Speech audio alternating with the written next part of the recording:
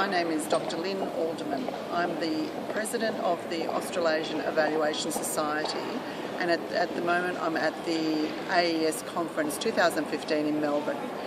So I'd just like to talk just a few minutes about gender and equity and the Evaluation Partners push for Gender Equity Plus. So in the AES, in Australia, I think different countries are in different positions.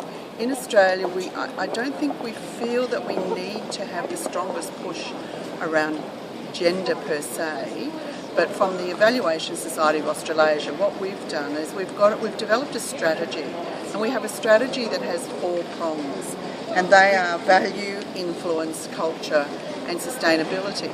So when we talk about that, it's the value of what value is there to be a member.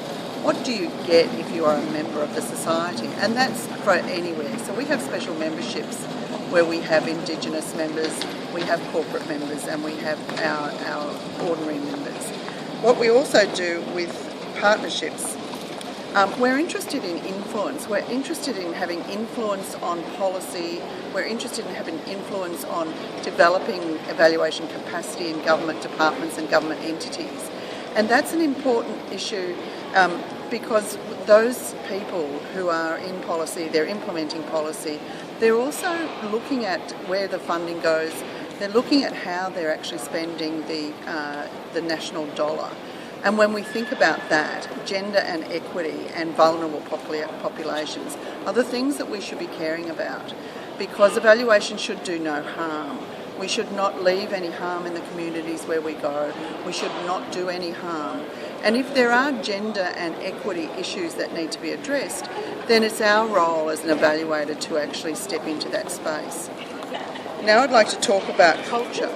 For us, culture is an interesting space. We have many members in New Zealand and we have many members in Australia, but the way Indigenous evaluation is conducted in New Zealand is far more advanced than in Australia, so we have a long way to go. So one of the things that we believe the AES should be focused on in the next 3 to 5 years is around culture, developing cultural competencies and evaluation guidelines that will assist Indigenous and non-Indigenous evaluators, that will allow evaluation to occur in vulnerable communities in a way in which, again, we do no harm. It's about the good of the community and for the good of the funding and for the good of evaluation itself.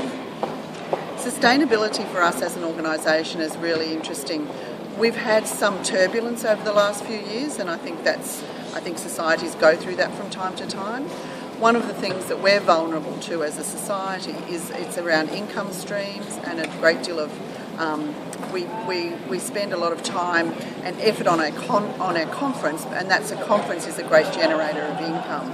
But we believe we should have a broader agenda there.